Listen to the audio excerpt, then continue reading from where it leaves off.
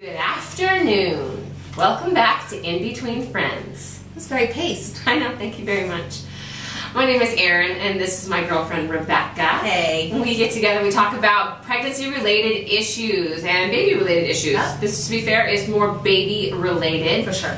These all kind of come off the heels of just questions that I have for my girlfriend Rebecca, and we just decided to turn a camera on them. So, specifically, if you've watched any of our vlogs before, you might know a little bit that I'm not necessarily a people person.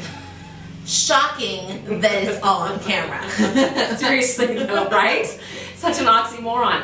I am not though. I married later in life. Just my disposition anyways. Yes, I have always been the type of individual who loves a lot of alone time, who thrives on a lot of alone time and therefore needs it. I married later in life, so I had a lot of time to myself. After marrying later in life, I then now am pregnant later in life. As I anticipate these babies, I'm very excited about them. I have to give the disclaimer because I feel like I'm going to scare some of you. I'm not a people person. I'm having babies. I'm having twins. I think about how to respect that relationship with myself. That was a very, I think, very respectful way of putting that. That is very, and you know what? That's how you were made. Yes. That's how your personality and your disposition is. It's not going to change. You're not going to give birth and say like, oh, I can be around people now 24/7.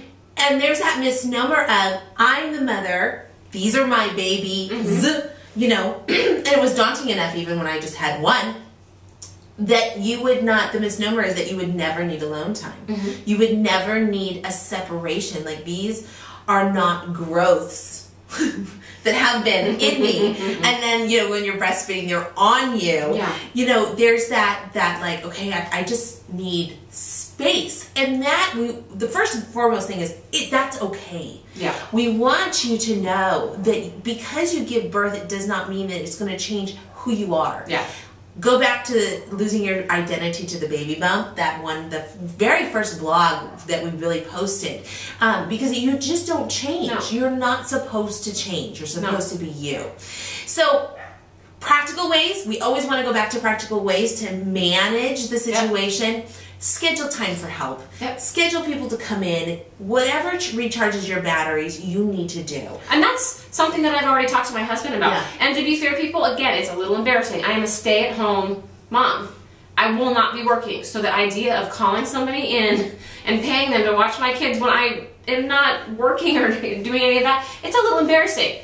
I have no shame in that, though. No, and I was going to say, even so, it's almost, the stay-at-home mom almost needs it more than the working mom, because the working mom is getting that outside interaction that gives her kind of a separation of the family in the home, where you never get it if you're staying home. And I've done both. And that stay-at-home, you're like, what is my, I mean, you're on that hamster wheel. And the scenery just doesn't change. It doesn't change. And this is a conversation I had with my husband from very early on. And he wasn't shocked by it. He knows my disposition. He knows how I am. And again, we're not talking about weekends I'm going to be taking off. We're talking about a couple hours a week. But scheduling help. Paying for that help, being willing to do so. Totally. The other thing we talked about was joining a gym that has a daycare, that you can drop off the kids for an hour, hour and a half, and that you get your own time. You work out that aggression, you kind of clear your head, just get out. We even talked about, you know, joining moms groups that offer childcare. Again, enabling you to have relationships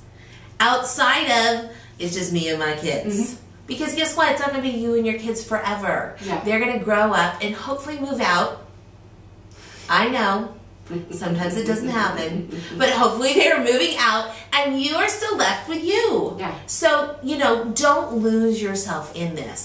The other thing is, when they're napping, my big thing was, when they were napping, they needed to be out of my space. It's very comforting to have a newborn sleep on you. I just needed that physical break. Put them in a different room, let them sleep, and then I just took that to do whatever. If it was to veg in front of General Hospital, I vegged in front of General Hospital. If it was to clean, because I feel a little more put together when things are clean in my house, it was to clean. but it enabled me to kind of get my footing again. And again, enlist the help of your husband. I think Jeff is a perfect example of it, or grandparents, or even neighbors, mommy's helpers. There are girls out there that you can pay super cheap. $5 for a junior high girl to come over and help you do whatever. I mean, you can fold diapers, fold laundry. You know, you're doing cloth diapers. Do little odd jobs. She'd love to make $5 an hour. I pay $5 for a Starbucks. Is that not worth an hour of help? It totally is. Completely. Yeah. And I think this is so key, and it's obviously it's a mental hurdle to get over first. Sure. But I'm over that mental hurdle. Oh, so over it. and now it's just about setting up the logistics. So I hope that I hope that you know within yourself what it takes for you to recharge your batteries, that you find no shame if that is simply just running away to Starbucks and sitting quietly staring at a white wall. that is your prerogative, my girlfriend. I may see you there. But I hope that you're just preparing for that, and that you're thinking about ways to make sure that happens, and that you stay in touch with yourself, because you are, again, the hub of the wheel and the most important aspect, I think, of the family unit, especially when those babies are firstborn. So take care of you. Please jump on over to our vlog over at www.inbetweenfriends. Subscribe to our channel here on YouTube, or leave your comments and feedback. We would love to hear about what you are anticipating needing when those babies arrive, and entering into further dialogues about that. Ultimately, like our videos because we like you. Duh. And we'll talk to you later. Have a great day. Bye-bye.